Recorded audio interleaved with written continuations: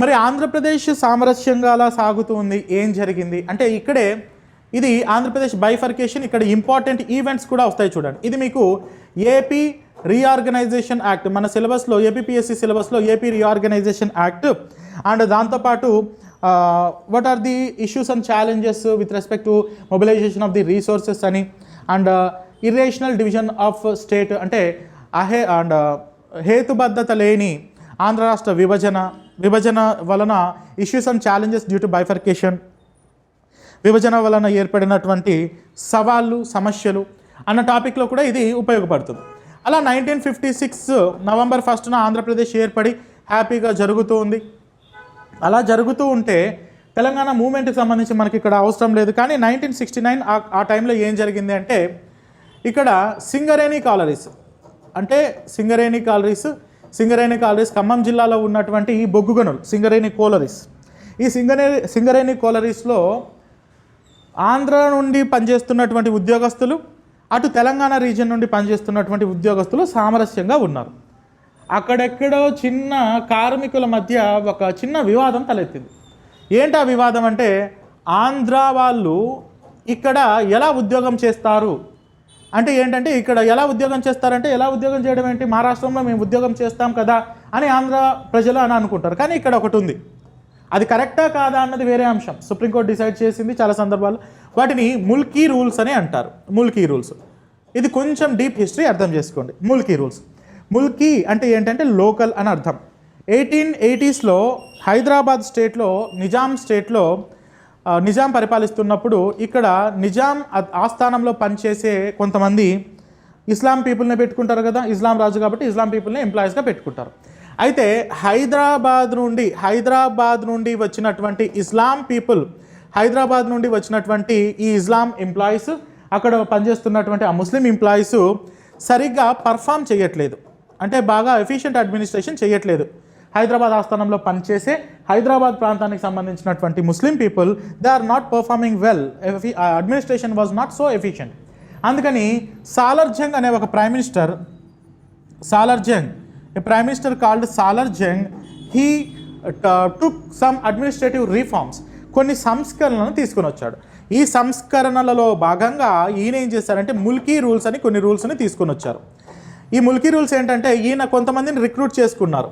So Hyderabad Nizam అడ్మినిస్ట్రేషన్లోకి కొంతమందిని out of Hyderabad Muslims అంటే హైదరాబాదేతర ముస్లింలను ఇక్కడ జాబ్స్ ఇచ్చి తీసుకున్నారు. ఇక్కడ జాబ్స్ ఇచ్చి అలా తీసుకోవడం వల్ల ఏమైందంటే, హైదరాబాద్ బయట నుండి వచ్చినటువంటి ముస్లిమ్స్ మధ్య వివాదాలు తలెత్తాయి. అందుకని ఈయన ముల్కీ రూల్స్ అని కొన్ని రూల్స్ని తీసుకొని వచ్చారు. దీంట్లో ఏంటంటే, లోకల్గా ఉన్న వాళ్ళకు ఏ హక్కులు వస్తాయి, బయట నుండి వచ్చి ఉద్యోగాలు చేసే వాళ్ళకు ఏ హక్కులు వస్తాయి అని నిర్ధారిస్తుంది ఆ ముల్కీ రూల్స్. ఆ ముల్కీ రూల్స్ని బేస్ చేసుకొని ఇక్కడ మేము లోకల్, తెలంగాణ ప్రాంతాలు లోకల్, ఆంధ్ర రాయలసీమ ప్రాంతాలు నాన్ లోకల్, వాళ్ళు నాన్ ముల్కీస్, మేము ముల్కీస్ వాళ్ళు నాన్ ముల్కీ ఇక్కడ ఉద్యోగాలు ఎలా చేస్తారు అన్న వివాదం ఒకటి తలెత్తింది. ఈ వివాదాన్ని సుప్రీంకోర్టుకు తీసుకెళ్తే సుప్రీంకోర్టు ఒకే రాష్ట్రంలో ఉండి రెండు ఎలా వేరు అవుతాయి, లోకల్ నాన్ లోకల్ ఏంటి, ఒక రాష్ట్రంలో ఎవ్రీవన్ ఈజ్ లోకల్, ఎవరు ఎక్కడైనా పని చేసుకోవచ్చు అని తీర్పిచ్చింది. దీంతో మా ఉద్యోగాలంతా ఆంధ్ర వాళ్ళు తీసేసుకుంటున్నారు అన్న వివాదము ప్రత్యేక తెలంగాణ మూమెంట్గా దారితీసింది. అలా ఎప్పుడైతే ప్రత్యేక మూమెంట్ తెలంగాణగా దారితీసిందో అప్పుడు మహారాష్ట్రంలో ఉండి మేము సెకండరీ గ్రేడ్ సిటిజన్స్గా ఎందుకు ఉండాలి, కాబట్టి మాకు సపరేట్ మా ఆంధ్ర మాకు ఇచ్చేసేయండి అని జై ఆంధ్ర ఉద్యమం స్టార్ట్ అయింది. కానీ ఆ టైంలో ఎవరు prime minister, Indira Gandhi is a courageous dynamic lady, తొక్కి పెట్టేసింది మూమెంట్ని. సో ఆ తర్వాత no Jai Andhra movement, no Telangana movement అలా జరుగుతూ ఉంటే 1982లో ఒక charismatic leader, actor turned politician, ఒక ఫేమస్ యాక్టర్, రాముడన్నా కృష్ణుడైనా దుర్యోధనుడైనా ధృతరాష్ట్రుడైనా కూడా బాగా ప్రజలు రాముడు అంటూనే కృష్ణుడు అంటూనే గుర్తొచ్చే ఒక చరిష్మాటిక్ లీడర్ ఎన్టీఆర్ గారు 1982 మార్చి 29న ఒక పొలిటికల్ పార్టీని ఏర్పాటు చేశారు, తెలుగుదేశం పార్టీ. ఎప్పుడైతే తెలుగుదేశం పార్టీ ఏర్పాటు చేశారో ఆయన చరిష్మాతో అటు ఆంధ్ర నుండి తెలంగాణ ప్రాంతం నుండి ఆయనకు బ్రహ్మాండంగా నీరాజనాలు పట్టడం మొదలైంది. సో పార్టీ గెలిచింది. పవర్లోకి వచ్చింది 1985లో, పవర్ ఫామ్ చేసింది, చీఫ్ మినిస్టర్ అయ్యారు. అలా హ్యాపీగా జరుగుతూ ఉంది. అలా జరుగుతూ ఉంటే ఆ తర్వాత 2003 or 2004 subject to little correction, అక్కడ మళ్ళీ కాంగ్రెస్ గవర్నమెంట్ రూలింగ్లోకి వచ్చింది. కాంగ్రెస్ పార్టీ, అంతకుముందు చంద్రబాబు నాయుడు గారు గవర్నమెంట్ ఉండేది. 2003-4లో జరిగినటువంటి ఎలక్షన్స్లో ఆంధ్రప్రదేశ్లో వైఎస్ఆర్ గారు, కాంగ్రెస్ గెలిచింది, యూపీఏ గెలిచింది, యునైటెడ్ ప్రోగ్రెసివ్ అలయన్స్. దాంట్లో వైఎస్ రాజశేఖర రెడ్డి గారు చీఫ్ మినిస్టర్ అయ్యారు. రాజశేఖర రెడ్డి గారి గురించి తెలుసు కదా, హీఈస్ ఏ పబ్లిక్ లీడర్, పీపుల్ లీడర్, అంటే హీఈస్ ఏ పీపుల్ లీడర్, పాలిటీషియన్. సో ప్రజల్లో బాగా ఆయనకు ఫాలోయింగ్ ఉందన్నమాట. సో అలా ఆయన వచ్చారు, అంతా బాగానే జరుగుతుంది. జలయజ్ఞము, ఆరోగ్యశ్రీ లాంటి మంచి పథకాలతో ఆయన వెళ్తూ ఉన్నారు. ఈ తెలంగాణ మూమెంట్ అన్నది కాస్త తగ్గిపోయింది. ఈ మూమెంట్ ఎక్కడుంది ఈ మధ్యలో అంటే, ఈ మధ్యలో 2001 ఏప్రిల్ 27th టీడీపీలో ఉన్నటువంటి ఒక ఎమ్మెల్యే, టీడీపీలో అంటే అప్పటికి ఇంకా జనరల్ ఎలక్షన్స్ జరగలేదు, కాంగ్రెస్ గవర్నమెంట్ ఇంకా పవర్లోకి రాలేదు. 2001 ఏప్రిల్ 17న చంద్రబాబు నాయుడు గారి గవర్నమెంట్లో ఉన్నటువంటి ఒక ఎమ్మెల్యే, ఆయన పేరు కేసీఆర్, బక్కపల్లిశెట్టి వ్యక్తి, కానీ పొలిటికల్గా బాగా కమిట్మెంట్ ఉన్నటువంటి వ్యక్తి. ఈయన కల్వకుంట్ల చంద్రశేఖరరావు గారు టీడీపీలో నుండి బయటకు వచ్చి ఏప్రిల్ 27, 2001 టీఆర్ఎస్ అనే ఒక పార్టీని ఏర్పాటు చేశారు, తెలంగాణ రాష్ట్ర సమితి. అఫ్కోర్స్ ఆ పేరు ఇప్పుడు మారింది, బీఆర్ఎస్, భారతీయ రాష్ట్ర సమితి. సో ఈయన మూమెంట్ని తీసుకొని వెళ్ళాడు. అయితే రాజశేఖర రెడ్డి గారి గవర్నమెంట్ గెలిచింది, దాంట్లో టీఆర్ఎస్ పర్ఫార్మెన్స్ చాలా వీక్ ఉంది. రాజశేఖర రెడ్డి గారి గవర్నమెంట్ గెలిచిన తర్వాత టీఆర్ఎస్ యొక్క పర్ఫార్మెన్స్ చాలా తక్కువగా ఉంది. కేసీఆర్ గారు కూడా యాక్టివ్గా కొద్ది రోజులు లేరు. అలా అన్నీ జరుగుతూ ఉన్నటువంటి సమయంలో కర్ణుడి చావుకు 1000 కారణాలు అన్న రీత్యా సెప్టెంబర్ 2, 2009 వైఎస్ రాజశేఖర రెడ్డి గారు పావురాలగుట్ట అనే ప్రాంతం దగ్గర హెలికాప్టర్ యాక్సిడెంట్స్లో చనిపోయారు.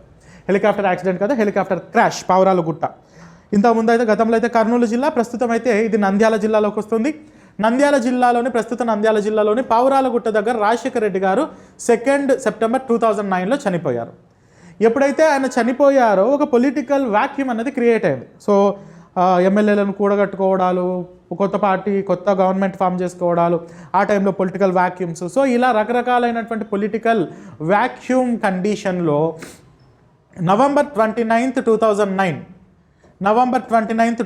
2009 కేసీఆర్ గారు తెలంగాణ వచ్చుడో కేసీఆర్ సచ్చుడో ఇదే నినాదంతో తెలంగాణ రాష్ట్ర ఏర్పాటే అంతిమ ధ్యేయంగా నవంబర్ 29, 2009 కేసీఆర్ గారు నిరాహార దీక్షకు దిగారు. 10 రోజుల్లోనే ఆయన ఆరోగ్యం బాగా క్షీణించింది. నవంబర్ 29, 2009 కూర్చున్నారు, డిసెంబర్ 9, 2009 అంటే 10 రోజుల్లో ఆయన ఆరోగ్యం బాగా క్షీణించింది. ఆయన కూతురు అయినటువంటి కవిత గారు కూడా హ్యూమన్ రైట్స్ కమిషన్కు వెళ్ళి మా నాన్న ఆరోగ్యం బాగలేదు, మీరు చొరవ తీసుకుంటే రకరకాల పొలిటికల్ ఇష్యూస్ జరిగాయి. సో కేసీఆర్ గారికి ఏమైనా అయితే రాష్ట్రంలో తెలంగాణ ప్రాంతంలో కాంగ్రెస్ గవర్నమెంటు కొట్టుకుపోతుంది, తుడుచుకుపెట్టుకుపోతుంది అని చిదంబరం గారు తెలంగాణ రాష్ట్ర ఏర్పాటు ప్రక్రియ ప్రారంభమైంది అని ఒక ప్రకటన చేస్తారు. December 9, 2009 Telangana state formation process will be taken up అని అప్పటి హోమ్ మినిస్టర్ అయినటువంటి చిదంబరం ప్రకటన చేస్తారు. ఎప్పుడైతే చిదంబరం ప్రకటన చేస్తారో ఇమ్మీడియట్గా ఆంధ్ర రీజియన్ అంటే రాయలసీమ అండ్ కోస్టల్ ఆంధ్ర రీజియన్లో జై సమైక్యాంధ్ర మూవ్మెంట్ ఒకటి రేజ్ అయింది. Without taking our consideration, without consulting the leaders of Andhra region, Andhra state, how can you announce the Telangana formation అని సమైక్యాంధ్ర మూవ్మెంట్ ఒకటి భారీ స్థాయిలో జరిగింది, చాలా భారీ స్థాయిలో జరిగింది. కొంతమంది అంటూ ఉంటారు సమైక్యాంధ్ర మూవ్మెంట్ అన్నది ఈవెన్ నేషనల్ మూవ్మెంట్ అంత తీవ్రతతో జరిగింది, ఇంకా ఎక్కువ రోజులే జరిగింది. దాదాపు 130-140 రోజుల పాటు కంటిన్యూస్గా జరిగింది. విద్యార్థులు, ఉద్యోగులు, పిల్లలు, పెద్దలు, ముసలివాళ్ళు అందరూ రోడ్లెక్కారు. అనంతపురం నుండి శ్రీకాకుళం ఎండింగ్ టిప్ వరకు, చిత్తూరు టిప్ వరకు ఎక్కడ చూసినా జై సమైక్యాంధ్ర, మా రాష్ట్రం సమైక్యంగానే ఉండాలి అని ఈ యొక్క భారీ స్థాయిలో చెలరేగింది. ఎప్పుడైతే అది చెలరేగిందో మళ్ళీ కాంగ్రెస్ ఏం చేస్తుందో అప్పుడు ఇలాంటి సందర్భాల్లోనే కాస్త సేఫ్గా గేమ్ ఆడాలి. అందుకని February 3, 2010 February 3, 2010 BN Srikrishna committee, justice BN Srikrishna committee, justice Beluru Narayana Swami Srikrishna కమిటీని ఏర్పాటు చేసింది. ఈయన retired supreme court judge justice Beluru Narayana Swami Srikrishna committee 1+4 membered committee అనమాట. అంటే ఒక చైర్మన్, నలుగురు సభ్యులు ఉంటారు. Ranbir Singh, so national law university, Delhi national law university vice chancellor అయినటువంటి Ranbir Singh. Abu Saleh Sharif, Delhi international food policy రీసెర్చ్లోని ఒక సైంటిస్టు. శ్రీ రవీందర్ కౌర్, ఈవిడ ఐఐటి ఢిల్లీలో professor. Vinod K Duggal, home secretary, former home secretary. So 5 మంది సభ్యుల నేతృత్వంలో ఒక కమిటీని వేశారు. ఏంటి ఈ కమిటీ అంటే ఆంధ్ర రాష్ట్ర విభజనకు సంబంధించినటువంటి అంశాల గురించి అధ్యయనం చేయడానికి వేసినటువంటి కమిటీ. డిసెంబర్ 30 2010, అంటే దాదాపుగా ఒక 10 monthsలోనే డిసెంబర్. ఆంధ్ర స్టేట్లో అన్ని జిల్లాలు కూడా తిరగలేదు. సో చాలా జిల్లాలు తిరిగాయి కానీ కొన్ని జిల్లాలు వదిలేశారు కూడా. సో అలా చివరికి తిరిగారు, మొత్తం ఆంధ్ర స్టేట్లో తిరిగారు, తెలంగాణలో తిరిగారు. అంతా తిరిగి డిసెంబర్ 30 2010 461 పేజీల రిపోర్టుని సెంట్రల్ గవర్నమెంట్కి సబ్మిట్ చేశారు. ఆ రిపోర్టులో ఏం చెప్పారు అంటే 6 అడ్వైజెస్ చెప్పారు. అది మీకు ఇక్కడ అవసరం లేదు, మళ్ళీ అది చెప్తే పొలిటికల్ కాంట్రవర్సీలోకి వెళ్ళిపోతుంది. అలా ఎప్పుడైతే రిపోర్టు 2010లో రిపోర్ట్ సబ్మిట్ చేసిన తర్వాత వివిధ రకాలైనటువంటి పొలిటికల్ కాంట్రవర్సీస్. జూలై 30 చివరికి జూలై 30న సిడబ్ల్యూసి, కాంగ్రెస్ వర్కింగ్ కమిటీ, అప్పుడెప్పుడో 1948లో జైపూర్ సెషన్లో కనిపించింది ఈ కమిటీ. అంటే ఈ యొక్క సిడబ్ల్యూసి, కాంగ్రెస్ వర్కింగ్ కమిటీ. ఈ కాంగ్రెస్ వర్కింగ్ కమిటీ ఏకే యాంటోనీ గారి నేతృత్వంలో ఆల్ పార్టీ మీటింగ్ని, ఈయన కమిటీ నేతృత్వంలో ఆల్ పార్టీ మీటింగ్, అంటే అన్ని పొలిటికల్ పార్టీస్ని పిలవండి, రాష్ట్ర విభజన పైన వాళ్ళ యొక్క అభిప్రాయాలు ఏంటో తీసుకుందాం అని ఈ కమిటీని వేశారు. ఏకే యాంటోనీ కమిటీ అన్ని పార్టీస్ని పిలిచారు. ప్రజారాజ్యం పార్టీ పోయింది, కాంగ్రెస్ పార్టీ పోయింది, తెలుగుదేశం పార్టీ, అందరూ పోయి అక్కడ ఆంధ్ర రాష్ట్ర విభజనకు సంబంధించి వాళ్ళ యొక్క ఒపీనియన్స్ని చెప్పి వచ్చారు.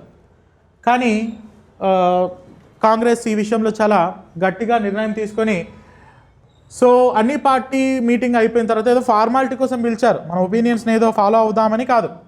అలా డిసెంబర్ క్యాబినెట్ ఏమో బిల్లును ప్రిపేర్ చేసింది. Andhra Pradesh reorganisation bill 2014, AP reorganisation bill 2014ని ప్రిపేర్ చేసి డిసెంబర్ 5న ప్రెసిడెంట్కి పంపించారు. ప్రెసిడెంట్కి పంపించడం ఏంటంటే ఇక్కడ ఒక పాలిటిక్స్ సంబంధించినటువంటి ఆస్పెక్ట్ గుర్తుపెట్టుకోండి. ఆర్టికల్ 3 ఆఫ్ ది కాన్స్టిట్యూషన్ ఏం చెబుతుందంటే creation establishment of the formation of the new states గురించి మాట్లాడుతుంది. కొత్త రాష్ట్రాల ఏర్పాటు సందర్భంలో సెంట్రల్ గవర్నమెంట్ కొత్త రాష్ట్రాల ఏర్పాటుకు సంబంధించినటువంటి బిల్లు లోక్సభలో కానీ రాజ్యసభలో కానీ ప్రవేశపెట్టడానికి ముందు ఆ బిల్లుని ప్రెసిడెంట్కు పంపించాలి. The prior approval of the president is required for the introduction of the bill with respect to the reorganisation of the state. So అలా రాష్ట్రపతికి ఈ బిల్లుని పంపిస్తారు. రాష్ట్రపతి ఓకే అంటేనే లోక్సభలో దాన్ని ప్రవేశపెడతారు. ఇంకొక అంశం కూడా ఏంటంటే రాష్ట్రపతి ఓకే అనాలి అంటే రాష్ట్రపతి the opinions of the state which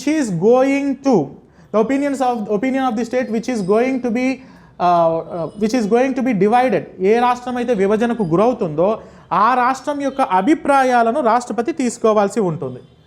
రాష్ట్ర అభిప్రాయాలు అంటే వద్దంటే వద్దని కాదు, రాష్ట్ర అభిప్రాయాన్ని మాత్రం అడుగుతారు, అడిగినంత మాత్రాన అదే ఫాలో అవ్వాలని లేదు. The opinion tendered by the state legislative assembly with respect to the bifurcation is not binding on the president. రాష్ట్రపతి దాన్ని ఒప్పుకోవాల్సిన అవసరం లేదు, కానీ ఒపీనియన్ అయితే అడుగుతాడు. కాబట్టి డిసెంబర్ 5న రాష్ట్రపతికి ఇస్తే రాష్ట్రపతి డిసైడ్ చేశాడు, స్టేట్కి పంపించాలి అని డిసైడ్ చేశాడు. అంటే ఆంధ్రప్రదేశ్ అసెంబ్లీకి పంపించి వాళ్ళ ఒపీనియన్ తీసుకోవాలి. ఎన్ని రోజుల్లో ఒపీనియన్ చెప్పాలి? Constitution is silent about in how many days the opinion has to be given by the state legislative assembly. ఎన్ని రోజుల్లో ఒపీనియన్ ఇవ్వాలి అన్న విషయం కాన్స్టిట్యూషన్ ఎక్కడా పేర్కొనలేదు. అందుకని రాష్ట్రపతి దీన్ని డిసైడ్ చేశాడు. జనవరి 23, 2014 లోపల మీ ఒపీనియన్ ఏంటో చెప్పండి అని డిసైడ్ చేసి ప్రెసిడెంట్ డిసెంబర్ 9న బిల్లుని ఆంధ్రప్రదేశ్ అసెంబ్లీకి పంపించారు. డిసెంబర్ 12న బిల్లుని మన ఆంధ్రప్రదేశ్ అసెంబ్లీలో ప్రవేశపెట్టారు. మంచి టైట్ సెక్యూరిటీతో స్పెషల్ ఏరోప్లేన్లో స్పెషల్ ఫ్లైట్లో బిల్లుని ఢిల్లీ నుండి హైదరాబాద్కు తీసుకొని వచ్చారు. డిసెంబర్ 12న అసెంబ్లీలో మన Andhra Pradesh state assembly winter sessions జరుగుతున్నాయి. బిల్లుని ప్రవేశపెట్టారు. బిల్లుని ప్రవేశపెడుతున్నప్పుడు స్పీకర్ శ్రీ మల్లు బట్టి విక్రమార్క గారు ఉన్నారు. చీఫ్ మినిస్టర్గా నల్లారి కిరణ్ కుమార్ రెడ్డి గారు ఉన్నారు. ఇప్పుడు ఆయన బీజేపీలోకి వెళ్ళిపోయారు. బిల్లు పైన మొట్టమొదటిసారిగా చర్చను చేపట్టింది వట్టి వసంత కుమార్ గారు, కాంగ్రెస్ లీడర్. వట్టి వసంత కుమార్ ఇటీవలే చనిపోయారు. ఇటీవలే ఒక 2 నెలల క్రితమే చనిపోయారు. సో అలాంటి పరిస్థితుల్లో డిసెంబర్ 12వ తారీఖున బిల్లుని ప్రవేశపెట్టారు. బిల్లు పైన చర్చ జరిగింది. వాకౌట్లు, గొడవలు, పేపర్లు విసిరేసుకోవడాలు, రభస మధ్య మాకు జనవరి 23 సరిపోదు, ఇనిషియల్గా 6 వీక్స్ ఇచ్చారు కదా, 6 వీక్స్ జనవరి 23 అని చెప్పారు కదా, మాకు 6 వీక్స్ సరిపోదు, ఇంకొక వీక్ని ఎక్స్టెండ్ చేయండి అని జనవరి 21న కిరణ్ కుమార్ రెడ్డి గారు సెంట్రల్ గవర్నమెంట్ని రిక్వెస్ట్ చేశారు. ఇంకొక వీక్ ఇచ్చి జనవరి 30th లోపల మీ ఒపీనియన్ ఏంటో చెప్పండి అని ఇనిషియల్గా 6 వీక్స్, ఆ తర్వాత ఇంకొక వీక్ని కూడా పెంచారు. సో టోటల్గా 7 వీక్స్ డ్యూరేషన్ లోపల చెప్పండి అని చెప్పడం జరిగింది. సో జనవరి 30 లోపల చెప్పమన్నారు. అందుకని జనవరి 30వ తారీఖున Andhra Pradesh assembly rejected the bill. బిల్లుని మూకుమ్మడిగా తిరస్కరించి వెనక్కి పంపించేశారు. అంటే ఆంధ్ర రాష్ట్ర విభజన మాకు అవసరం లేదు, మాకు ఇష్టం లేదు అని చెప్పారు. తెలంగాణ కాంగ్రెస్ లీడర్స్ ఏమో దీనికి వ్యతిరేకంగా ఉన్నారు, అదంతా వేరే విషయం. అలా బిల్లు తిరిగి ప్రెసిడెంట్కి వెళ్ళింది. ప్రెసిడెంట్ క్యాబినెట్కి ఇచ్చారు. క్యాబినెట్ ఫిబ్రవరి 7th 2014న క్యాబినెట్ బిల్లుని ఆంధ్రప్రదేశ్ రీఆర్గనైజేషన్ బిల్లుని అప్రూవ్ చేసింది. ఫిబ్రవరి 13th లోక్సభలో ప్రవేశపెట్టింది. ఫిబ్రవరి 13th లోక్సభలో బిల్లుని ప్రవేశపెట్టడం జరిగింది. అండ్ ఫిబ్రవరి 18వ తారీఖున ఫిబ్రవరి 18th 4 days తర్వాత ఫిబ్రవరి 18th, ఇది బాగా గుర్తుంటుంది చూడండి. ఫిబ్రవరి 14th తెలుసు కదా మనకు వ్యాలంటైన్స్ డే, దానికంటే ఒక రోజు ముందని గుర్తుపెట్టుకోండి. ఫిబ్రవరి 18th లోక్సభలో సాయంత్రం 3:30-4 గంటల మధ్యలో లైట్లు ఆఫ్ చేసి, లైవ్ టెలికాస్ట్ని ఆఫ్ చేసి వాయిస్ ఓట్తో బిల్లుని పాస్ చేశారు. వాయిస్ ఓట్ అంటే ఎలా ఉంటుందంటే పార్లమెంట్లో స్పీకర్ ఇలా అంటారు, those who are in the favour of the bill may say aye అంటారు. ఐ అంటే ఎస్ అని, నే అంటే నో అని. పార్లమెంటరీ జార్గాన్లో ఏ అంటే ఎస్, ఏవై ఏ అంటే ఎస్ అని, ఎన్ఏవై నే అంటే నో అని. Those who are in the favour of the bill may say I అన్నారు. అండ్ ఎవరో ఏ అంటారు. I think ayes have it motion has been adapted అని స్పీకర్ ప్రకటిస్తారు. అంటే ఆంధ్రప్రదేశ్ భవిష్యత్తును ఎక్కడో ఏదో రాష్ట్రానికి చెందినటువంటి ఒక ఎంపీ ఆయన నోటితో ఏ అనే పదంతో డిసైడ్ చేశారు. చాలా దురదృష్టకరం. అలా డోర్లు లాక్ చేసి ఫిబ్రవరి 18th బిల్లును పాస్ చేశారు. 19th రాజ్యసభలో ప్రవేశపెట్టారు. అండ్ 20th రాజ్యసభలో పాస్ అయింది. గుర్తుందా ఈ ఫిబ్రవరి 20th? అప్పుడు జెంటిల్మెన్ అగ్రిమెంట్ అదే రోజు మనం ఒప్పందం చేసుకున్నాం. అదే రోజు మళ్ళీ విడాకులు. అప్పుడు పెళ్ళికి ఒప్పందం చేసుకున్నటువంటి రోజు, అదే రోజు మళ్ళీ విడాకులకు అన్నీ సిద్ధమైనటువంటి రోజు. మార్చి 1 రాజ్యసభలో కూడా పాస్ అయింది. మార్చి 1 ప్రెసిడెంట్ అప్రూవల్ కోసం బిల్లుని పంపించాం. ప్రెసిడెంట్ బిల్లుకి సైన్ చేశాడు. Under article 111 of the constitution president gave assent to the bill. And March 2న ఆంధ్రప్రదేశ్ డివిజన్ సంబంధించి గెజిటీ ప్రకటించాం. మార్చి 4న అపాయింటెడ్ డేట్ అంటే ఏంటంటే the date from which the act came into force. చట్టం ఏ రోజు నుంచి అయితే అమలులోకి వస్తుందో ఆ రోజుని అపాయింటెడ్ డేట్ అని అంటాం. సో అపాయింటెడ్ డేట్ మార్చి 2ని ఫిక్స్ చేశారు. ఏంటి అపాయింటెడ్ డేట్? ఏ రోజు అంటే June 2. సో June 2, 2014 అపాయింటెడ్ డేట్గా ఫిక్స్ చేశారు. అలా ఫిక్స్ చేసిన తర్వాత ఆంధ్రప్రదేశ్ అన్నది స్టాండ్స్ డివైడెడ్. అలా June 2, 2014 ఆంధ్రప్రదేశ్ అన్నది డివైడ్ అయిపోయింది. సో ఇప్పుడు మనం డిస్కస్ చేయబోయే ఈ హిస్టారికల్ బ్యాక్గ్రౌండ్ అంతా చూసిన తర్వాత and AP bifurcation or Andhra Pradesh reorganisation act 2014 which came into force on June 2, 2014 Monday నుండి 2 స్టేట్స్ క్రియేట్ చేయబడ్డాయి. ఒకటి Telangana as a 29th state and Andhra with Rayalaseema and coastal Andhra as the residual మిగిలిపోయినటువంటి state, with Hyderabad as common capital.